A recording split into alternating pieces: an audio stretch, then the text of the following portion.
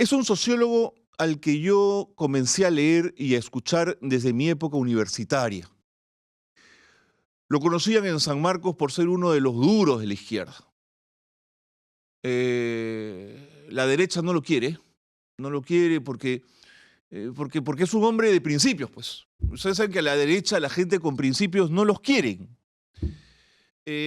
Con los años tengo la sensación que se hizo más permeable y más amable, pero en su juventud era un hombre de los duros, ¿ah? Incorruptible, fue ministro de Educación, se enfrentó a Sendero cuando tuvo que enfrentarlo, y es un hombre lúcido para entender las triquiñuelas, las maniobras, las trampas de la derecha, y de la derecha cavernícola actual más aún. Es Nicolás Lynch, a quien yo aprecio, sigo y estimo además, y que ha aceptado de muy buena gana venir hasta aquí para conversar en el programa. Nicolás, Carlos, es un gusto. qué gusto, buenas tardes. Después de mucho tiempo, gracias por aceptar esta invitación. A ver, quiero comenzar por lo menos importante y transitar hacia lo más importante.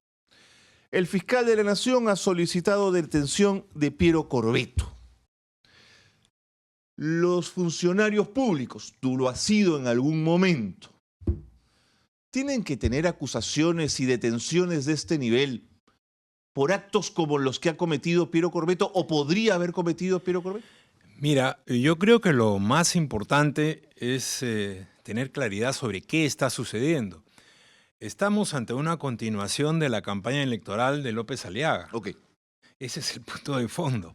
Y ha agarrado para él un buen tema, que es esta narrativa de fraude. O sea, convencernos a la mayoría de los peruanos que se ha cometido fraude y que, bueno, si puede, hay que repetir las elecciones. Pero necesita instituciones cómplices para ello. Así es, así es. Y para eso, bueno, han chambeado desde que sacaron a Castillo, pues, ¿no?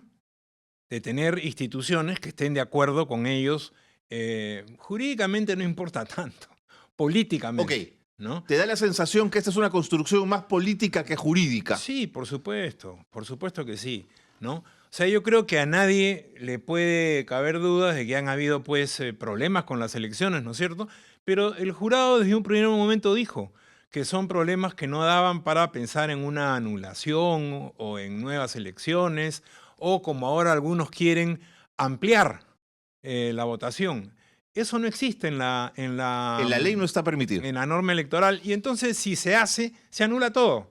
Porque si tú cambias las reglas a mitad del proceso, todavía no ha culminado este proceso, no ha culminado ni siquiera la primera vuelta que culminaría con la proclamación, anulas todo, ¿no?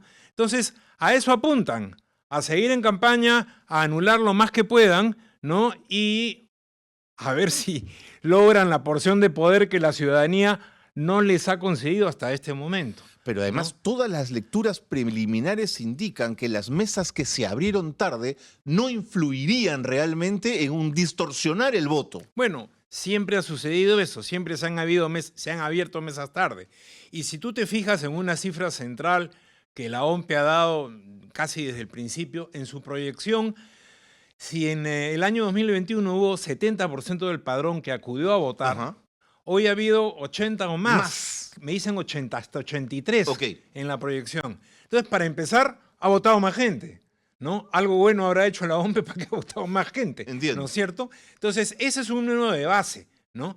Y el propio jurado, además de la OMPE, ha repetido varias veces, los observadores internacionales, que no hay causales de fraude.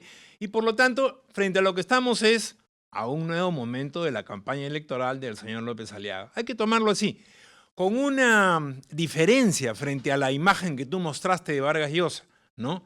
Esa es otra derecha. Otra derecha. Una derecha que aceptaba el régimen democrático. Esta derecha, la que tenemos frente a nosotros, bueno, de Keiko Fujimori o del fujimorismo en general, ni hablar. Esos dieron golpe de Estado, ¿no es cierto?, para cambiar la Constitución y todas las reglas. Ahora dicen que se han compuesto, pero todavía no han dado muestras de lo contrario, ¿no?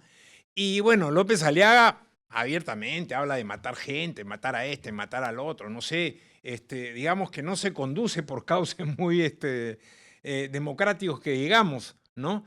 Entonces, estamos ante otra derecha. Una De derecha acuerdo. lo que quiere es el poder. De acuerdo, de acuerdo. No le interesan los medios para lograr ese poder. Nicolás, permítanme salpicar esta conversación con algunos elementos que han ido apareciendo en redes sociales propios de esta disputa y vamos comentando un poquito sobre la misma. Tengo lo dicho por el fiscal respecto al ex jefe de la OMPE. Adelante. Respecto a la situación jurídica del señor Corbeto, debo precisar que el Ministerio Público está actuando con toda firmeza. Anoche a las 11 de la noche ya se solicitó, ya se presentó requerimiento ante el juez de turno para que se pronuncie sobre la detención preliminar del señor Corbeto y otros funcionarios de la OMPE. Eso queda a la decisión del juez que debe resolver a la brevedad posible. El cargo de jefe de la OMPE en elecciones es irrenunciable, Nicolás. Yo pensé que cuando Corbeto renunciaba, lo hacía como un gesto político para ver qué institución le decía, no, Piero, tú te tienes que quedar. O sea, buscaba respaldo político. ¿Tú esperabas un poco lo mismo? ¿Te parecía que era un gesto en esa línea?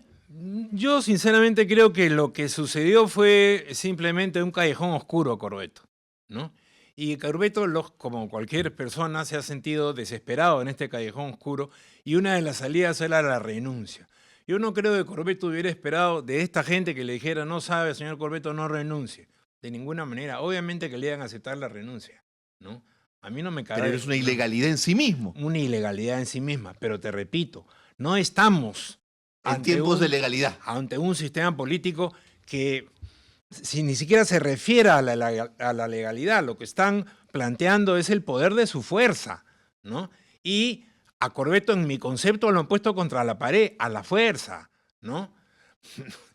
No creo que, digamos, técnicamente a la fuerza, o sea, con dos manos. No, claro, te sino entiendo, que la situación lo ha esquinado, ¿no?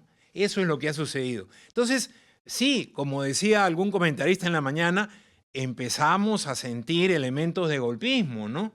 Porque esto ya es un funcionamiento aparte de la ley, ¿no?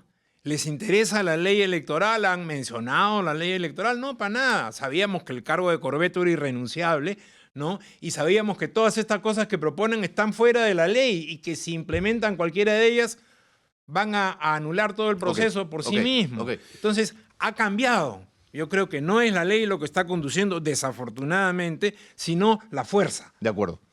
Pero, Nicolás, para que estos actúen, necesitan el silencio de los demócratas. Y hemos tenido en contienda 35 partidos de los que yo esperaba mucho más presión sobre el Jurado Nacional de Elecciones para el respeto de lo que hemos tenido. Es verdad que cascarones, me vas a decir, es verdad que membretes, pero esperaba más. El único o el primero en tal caso que le dijo al jurado, oiga usted, respete, ha sido López Chau. Ahora Nación, sí he leído su declaración. Luego han venido los demás un poco ya cuando la cosa se ha puesto más caliente, pero los demócratas no tienen que esperar que la cosa esté caliente para pronunciarse. Tengo lo que dijo López Chau y te lo muestro, Nicolás. Adelante, por favor, con la primera imagen para compartirla también con ustedes. Ahí está en pantalla. Bueno, primero esta es la foto de Corbeto en el momento en que el fiscal pide anuncia que el Ministerio Público, ahí está la detención, y este es el que yo quería mostrarles. Agranden, por favor. Dice López Chau, las instituciones electorales deben ser protegidas de la presión política, mediática y oportunista. La voluntad popular se respeta, dice al final del texto López Chau. Es el primero que salió a defender al funcionario en este caso y a la institución en particular. También me parece que ayer en la tarde Roberto Sánchez ha declarado, ayer en la mañana. De acuerdo. Creo que lo sigue a López Chau, pero... Roberto Sánchez declara en el sentido de que... Pero son más actores, Nicolás, claro, la democracia la defendemos entre todos, ¿no? De acuerdo. Pero también hay que nombrar a Roberto Sánchez, que está defendiendo sus votos. Está defendiendo sus votos, y de acuerdo. Su segundo lugar. Con todo derecho, además. Sí, por supuesto, no me caben dudas al respecto. Pero te digo que esta fragmentación a la cual hacías alusión, ¿a qué se debe? a que se cambió el sistema electoral. Absolutamente. Una de las cosas que se hicieron en los últimos 3 años, del 2022 en adelante, fue cambiar un proyecto que no era perfecto, pero que era bastante más viable que el actual, que fue el que hizo la comisión de Toesta, ¿no? Con elecciones primarias. Así es. Lo cual permitía, ¿qué cosa? En este ambiente de fragmentación social y política, agrupar las diversas alternativas. De una primaria hubieran salido máximo entre 5 y 7 alternativas, nada más, ¿no? Justamente una parte de negar la democracia es contribuir a la fragmentación, ¿no? Porque ¿quién reina en la fragmentación? Claro. Ese es el tema, ¿no? O sea, hay múltiples chiquitos, nadie tiene una voz definitiva. Keiko Fujimori está adelante que con 16%. Que nada. De ahí le sigue Roberto Sánchez con 12, con 11 López Aliaga. O sea, son minorías, ¿no? Entonces, un sistema electoral que te produce minorías es un sistema electoral que tiene serios problemas. Pero claro, a quien lo hizo, a mí no me cabe otra cosa que pensar que quería producir minorías. No, absolutamente. Quería producir Esto minorías. no es una casualidad, Nicolás. No, Esto no es está una en una casualidad. arquitectura pensada, por supuesto, ¿no? Y al mismo tiempo, como te digo, tener a todas las autoridades que se relacionan con lo electoral puestas ahí por una determinada mayoría parlamentaria. O sea, esto lo han construido para llegar a este escenario, ¿no? Mientras tú y yo conversamos, el Pleno del Jurado Nacional de Elecciones está reunido o está por acabar una reunión y Rosa María Palacios ha publicado lo siguiente, lo ponemos en pantalla, que está siguiendo, por supuesto, el tema. Me informan fuentes desde la República que ante el triunfo de Sánchez se está produciendo un debate al interior del jurado para anular las elecciones total o parcialmente. Buscan aprovechar la vacancia de Balcázar para argumentar grave alteración pública y volver a convocar elecciones para dentro de un año. Todo el actual Congreso se quedaría y nombran nuevo presidente encargado, porque además están hablando de la renuncia de Balcázar a partir del tema de los aviones, aprovechando la situación, ¿no? Este es el escenario de horror que esperamos. Entonces lo que hay aquí es un cargamontón contra la posibilidad de un triunfo de la izquierda. Por eso te decía yo hace un momento, se empiezan a escuchar ruidos golpistas. Claro. Porque esta Esto es un solución, golpe, pues. la del Jurado Nacional de Elecciones o la de quien sea, es un golpe de Estado. O sea, rompe con el Estado de Derecho. Rompe con el Estado de Derecho. Rompe con el Estado de Derecho. Yo consideraría esto gravísimo. ¿No? No, gravísimo. Gravísimo. Ahora, JP te mueve la calle, ¿eh? Ojalá, Con toda ojalá razón, no, además, no ¿eh? solo JP, o sea, ojalá el conjunto de los demócratas Así es. de centro, izquierda, derecha, salgan a la calle a defender la ley, ¿no? A defender el mínimo de orden jurídico que necesitamos para convivir, ¿no? Y los disque 100.000 que llenaron la calle de la Peruanidad, la avenida de la Peruanidad, ¿qué tienen que decir entonces? ¿Tendrían que romper con López Aliaga si son verdaderos demócratas, Nicolás? Yo creo que se están haciendo una audiencia que piense como ellos. Entonces, justamente, hay que exponer un relato distinto, que ponga la verdad sobre la mesa, ¿no? Eso es fundamental, ¿no? Y que parta de esta idea. Esta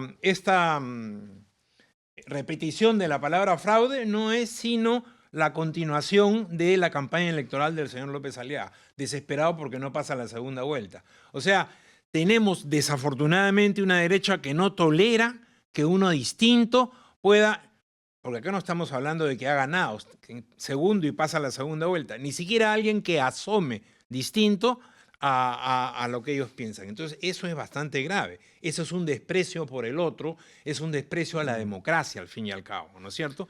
Pregunta Porque si complicada. todos fuéramos iguales, no habría necesidad seguramente de democracia. Pregunta complicada. ¿Es un desprecio a la izquierda o es un desprecio a lo cholo, a lo serrano, a lo campesino?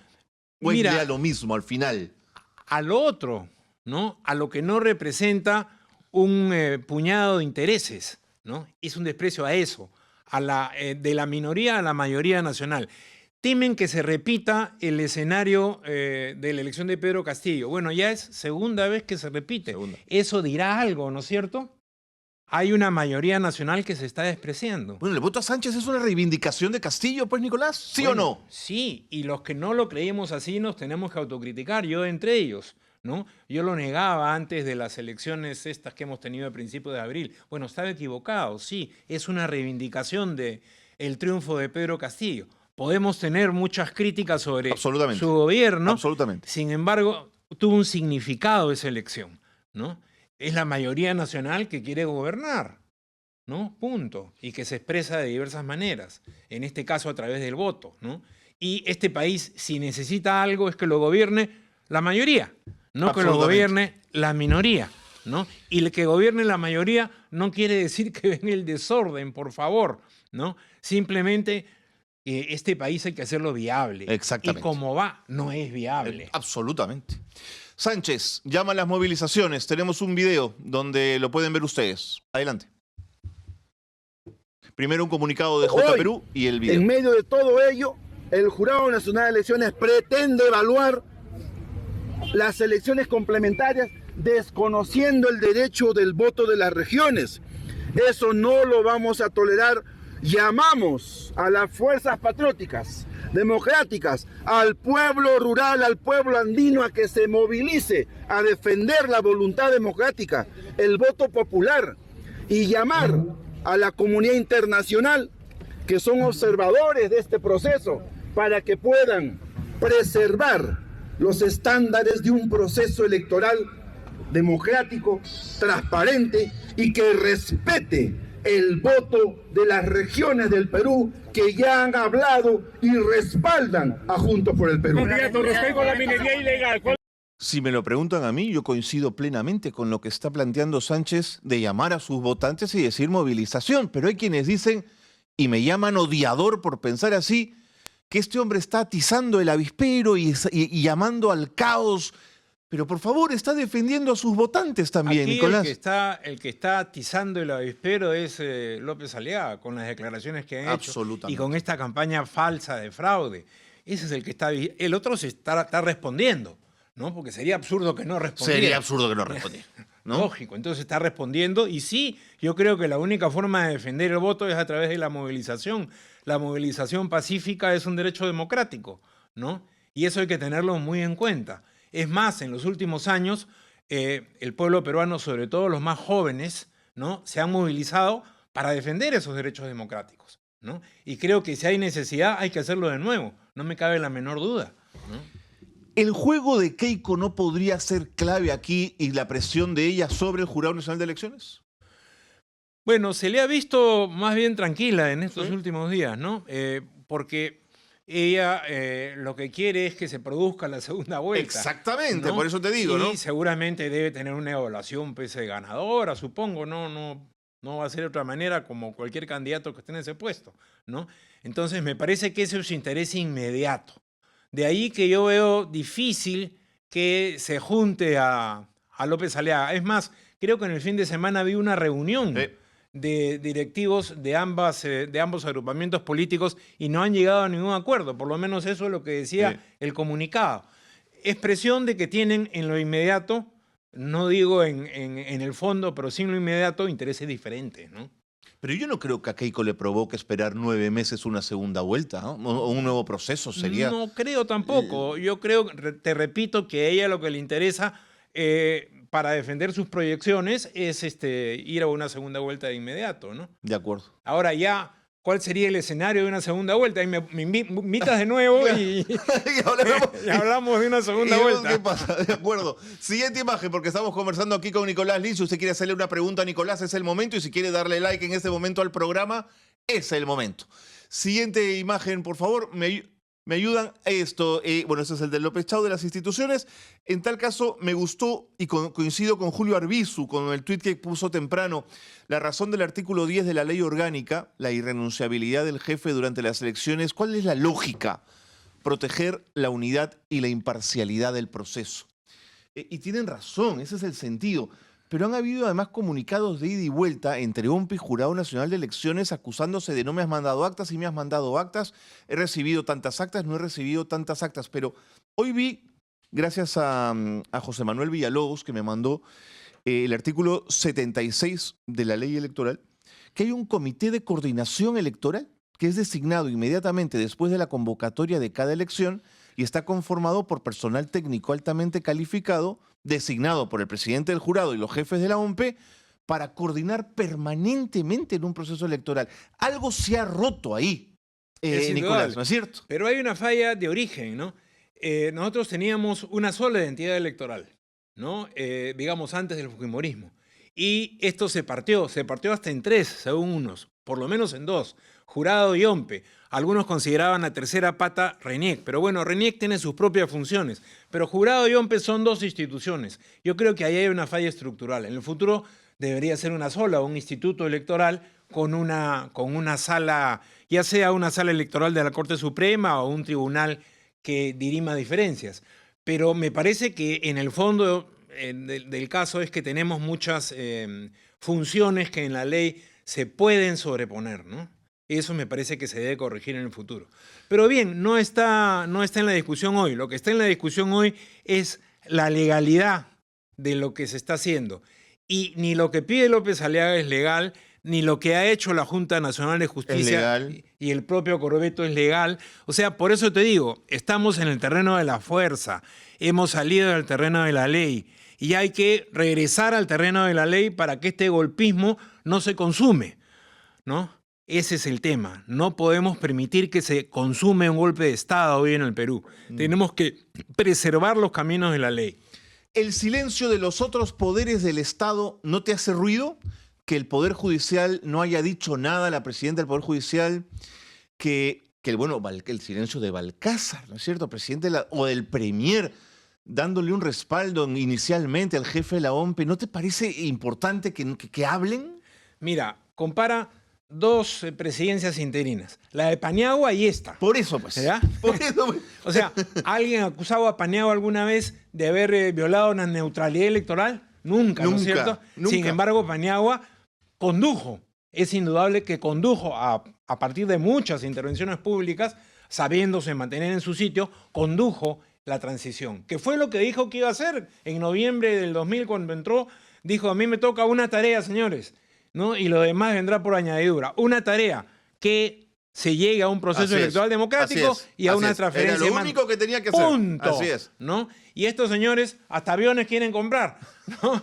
O sea, digamos, no hay la lección de que nos dejó Paniagua, se desvanece. Sí. ¿no? Pero ¿sabes qué decía Paniagua? Que le tenía miedo al poder. A estos les encanta, Nicolás. Les fluye el poder hoy. Y yo creo que eso es una buena reflexión, ¿no?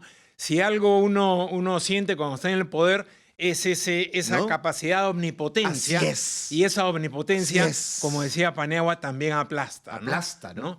Ahora, yo creo que los otros poderes del Estado están disminuidos, pues, ¿no? Pero tienen que ponerse en su lugar, pues, Pero Nicolás. de acuerdo, pero están, digamos, este sistema los ha disminuido para poder pasar con facilidad del derecho a la fuerza, ¿no? Y saltar de un lado para otro. Digamos, ¿cuáles son los contrapesos naturales? Los otros poderes, pues. los ha disminuido. Claro, pues. Los ha disminuido. Tenemos un poder ejecutivo que, como tú has dicho, frente a lo que le tocaba, esta transición al 28 de julio está ausente, ¿no? Y, un poder legislativo que en sí mismo se asume como ejecutivo, ¿no? Y un poder judicial que, yo creo, en mi concepto, se muere de miedo. Se muere de miedo. De acuerdo.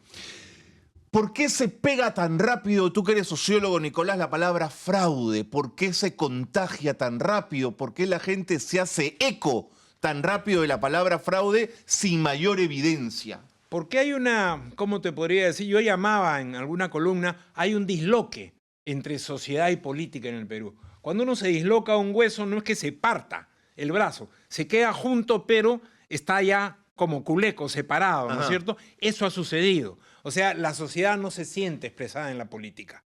Hay un problema, lo que se llama la tan mentada crisis de representación. No se siente representada y está molesta con los políticos. Sienten que se ha convertido en una actividad desafortunadamente delictiva más, ¿no? Es una manera más de robar, es una manera más de conseguir favores, etcétera, etcétera. Es indignación frente a la política. Pura indignación. ¿No? Entonces, a la hora que se escucha una palabra que suena feo como fraude, ¿no? Esto es la culminación de algo sucio que se estaba tramando, ¿no? Entonces, una tarea es justamente devolverle a la política, ¿no? Devolverle a la política el buen sentido que puede tener, que debe tener en una democracia, ¿no? Y que no tiene desafortunadamente entre nosotros. Pero eso es lo que está atrás. De acuerdo. Y en una reconstrucción de lo político, en un volver a ponernos de acuerdo los peruanos, tenemos que recobrar el sentido. Pero eso de es la el política. sentido. Bueno, Nicolás Lynch lo ha expresado muy bien, mejor que yo. pero en el programa hemos querido intuir una explicación de esta manipulación que es el fraude. A ver si lo hemos conseguido. Adelante con las imágenes, tenemos un video para explicarlo. Así funciona la manipulación. Primero alguien hace ruido, luego alguien le cree, y luego otro, y otro, y otro, otro más. Y así redes, teléfonos, estallan los mensajes. Todos hablan de fraude, pero ¿y las pruebas? Se comienza a creer lo que se quiere creer. Cualquier foto, testimonio sin mayor verificación es una prueba. El grito de fraude crece, el ruido conviene a algunos, por lo tanto aplican un silencio cómplice. Otros abonan en el caos y en la mentira, otros arrinconados no saben defenderse, otros son parte de la trama, otros miran atónitos. Pero al final hubo fraude, no solo hubo ruido, porque el voto popular siempre estuvo a buen recaudo. Así funciona la manipulación.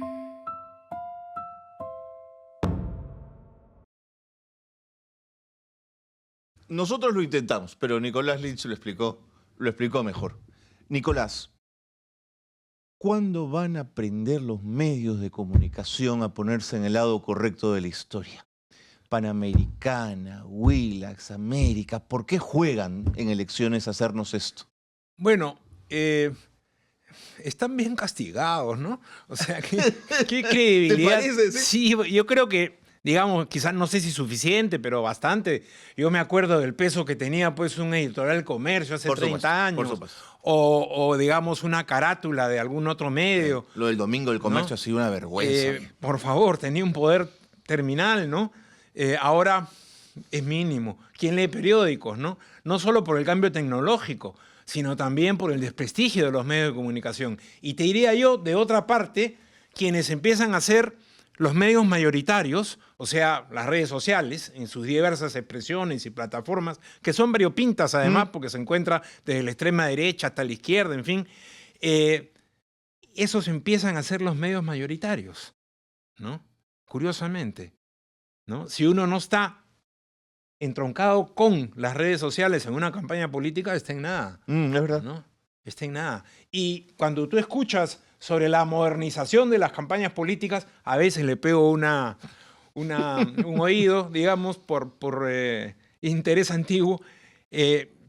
Inmediatamente los que hacen hoy comunicación política te dicen, las redes sociales son fundamentales, ¿no? Los medios tradicionales vienen a ser algo así como una plataforma más, que poco a poco se va disminuyendo. Además, cargan con el peso de lo que ellos mismos han hecho, ¿no? Lo cual les da poca credibilidad el día de hoy, ¿no? Poca credibilidad. Pero, ¿y por qué alguien compra Panamericana entonces, Nicolás? Y la compra fuerte, digamos. ¿Ah? ¿Por qué el señor Fluker quiere hacer su trinchera anticaviar, digamos? Bueno, ¿no? Es un intento, pues, así como lo hace él, así también dicen que Acuña contrató a eso me han contado, lo escuché en algún debate televisivo, había contratado a un equipo de primer nivel en campañas por internet y miran los resultados, ¿no? O sea, también hay ilusiones y hay resultados, ¿no? ¿Cuál será los conocimientos que tenga el señor que tú has mencionado sobre comunicación? No sé. Bueno, de minería también sabe. Parece, sabe. ¿no? Pero de ahí a la comunicación política hay un paso importante, ¿no? De acuerdo. Abremos un poquito la conversación a los aviones. ¿Desde cuándo uno compra aviones que solo puede usar cuando el vendedor quiere que los uses? ¿Tú has escuchado algo así? Bueno, he escuchado eso ayer, ¿no? No, y es verdad. Sería cuestión de que lo confirmara la FAP, que ha estado haciendo el trámite respectivo, pero hay varias cosas, ¿no? Primero, un debate nacional sobre la oportunidad de gastar esa cantidad de dinero. Yo trabajo en una institución pública hace más de 40 años como es San Marcos y veo las terribles carencias en nuestra principal universidad pública, ¿no? 3.500 millones, además ya no por los 24, que eran los que querían al principio, sino por 12 nomás, que va a vender esta compañía Lockheed. Si me permites, ya no hay beca 18 y vamos a traer 3.500 millones de dólares en aviones. Es bien complicado. Es bien duro, ¿eh? ¿no? Primero, la oportunidad de hacer un gasto de esa dimensión, ¿no? Y segundo, entender que no solo se trata de aviones, por lo que nos están diciendo. Además, los propios defensores de la compra dicen, pero el subtexto es, nos vamos a pelear con Estados Unidos. O sea, son aviones que suponen integrarse a una lógica de seguridad que no es necesariamente la del Perú, que es la de los Estados Unidos, ¿no? O sea, y yo creo que si por algo debemos velar en términos de seguridad nacional es por los intereses soberanos del Perú.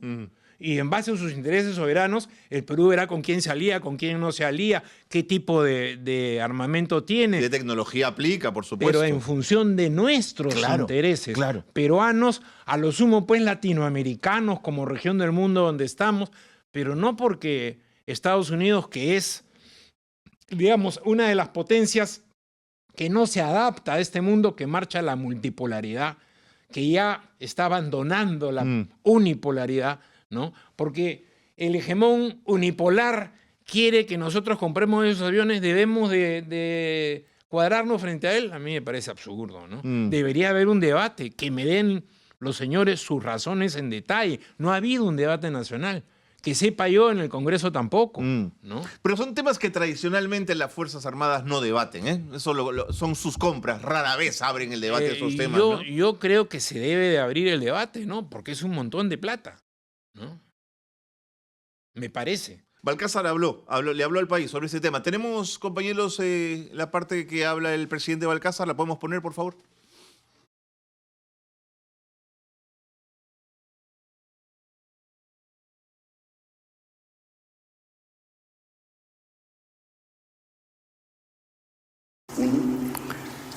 Compatriotas, me dirijo a todo el pueblo del Perú, mi calidad de jefe de Estado y jefe supremo de las Fuerzas Armadas, que me faculta la Constitución para dirigir la política exterior e interior del país. Es necesario la comunicación con el pueblo. Es necesario que la presencia se dirija al país en forma mínimamente semanal para dar cuenta de cómo estamos trabajando en defensa y soberanía del país.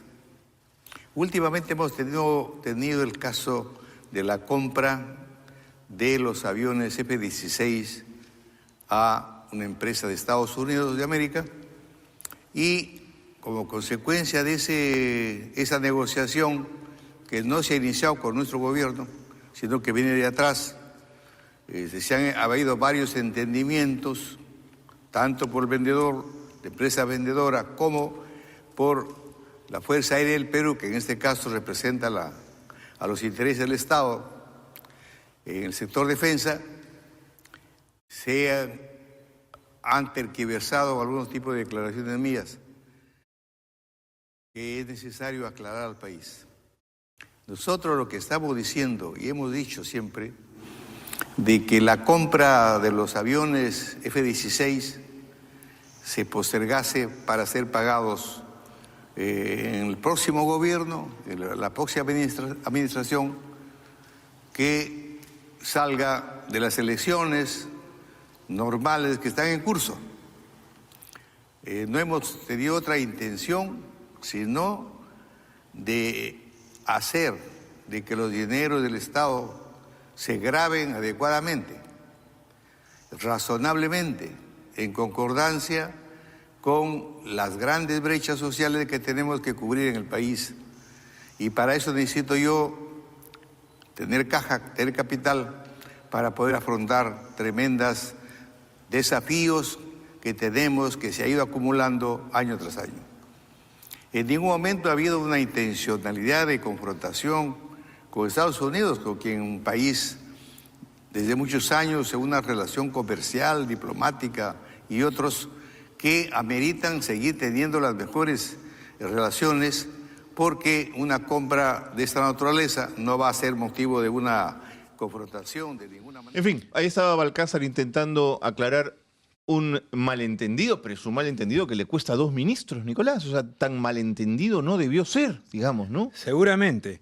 Pero yo creo que la decisión de Balcázar, que a primera vista no me da la impresión que fuera a tomar esa magnitud de decisiones, creo que ha sido buena la decisión. Me parece que es lógico que él diga, bueno, esto no solo es un gasto de 3.500 millones por la mitad de aparatos, digamos, frente a lo original que se pensó, sino es un compromiso en términos de seguridad nacional para el largo plazo. Entonces, es un paquete grande. Claro que es grande. ¿No? Entonces, que lo decida alguien que acaba de ganar en las urnas. Que tenga legitimidad, además, ¿no es cierto? Por supuesto. Había un señor en la mañana que le declaraba a una radio, un abogado, me parece, y decía, pero él es un presidente constitucional, ya tiene la legitimidad. La legitimidad no solo tiene un origen legal. La legitimidad tiene sobre todo, en este caso, un origen político y un origen político democrático, ¿no? Entonces hay que pensar la legitimidad como sus dos fuentes, la ley, pero también las urnas, la legitimidad político-democrática. Entonces me parece bien, ojalá que se mantenga en su decisión nomás. Claro, vamos a ver, ¿no? Y que no hayan otros por ahí que le serruchan el piso, ¿no? Porque tú sabes cómo es este país. Uf. ¿Ah? Mira, hablando de serruchadas, la primera declaración que hemos encontrado en redes sociales viene del presidente del Congreso, el delincuente Fernando Rospigliosi, delincuente ya señalado por la Corte Suprema. El Ministerio de Economía está efectuando hoy el pago comprometido en 2 contratos que se firmaron el lunes 20 para la adquisición de los aviones de la FAP. ¿Te das cuenta cómo la palabra del presidente no vale nada en este país? Se ha devaluado, pues, mejor dicho, no se ha devaluado, la han devaluado, ¿no? Eso es lo importante a tener en cuenta. Y hemos tenido, desafortunadamente, también presidentes que no han estado a la altura. Sí, señor. ¿No? Sí, eso señor. es bien importante, porque pensemos en otros. Te nombré a Paniagua, luego lo nombraba a Paniagua. ¿Quién le iba a hacer una cosa así a Paniagua? Exactamente. ¿No? O sea, es un tema de pararse bien en el carro, ¿no es cierto? Estar bien ubicado. Y desafortunadamente hemos tenido presidentes, pues, que han sido figuras muy débiles, ¿no? Que le hacen daño a la democracia. Conversaba con un amigo interesado en estos temas y me decía, el Congreso ha parlamentarizado el régimen político. Yo le decía, sí, ha dado un conjunto de normas que debilitan la presidencia. Sin embargo, si tú vuelves a leer el conjunto de prerrogativas de ambos poderes del Estado, el presidente tiene un conjunto de prerrogativas. No las hemos visto usarse. Yo creo que eso es importante a tener en cuenta. ¿Qué te parece si guardamos ese tema para una nueva conversa? Por Nicolás? supuesto que sí. Y le damos duro al asunto. ¿Te parece? Muy bien, Carlos. Oye, gracias. me ha encantado conversar contigo, Nicolás. Es una conversa muy rica. Creo que quienes nos han seguido han podido disfrutar de verte de nuevo después de mucho tiempo aquí. Gracias, Carlos. Te agradezco muchísimo. Nicolás Lynch, sociólogo, analista político. Les dije que era una conversación potente la que íbamos a tener con él el día de hoy. Gracias por estar con nosotros. Anímense a compartir el programa, a darle like si sienten que estamos a la altura de sus expectativas. Gracias por estar con nosotros. Un gran abrazo.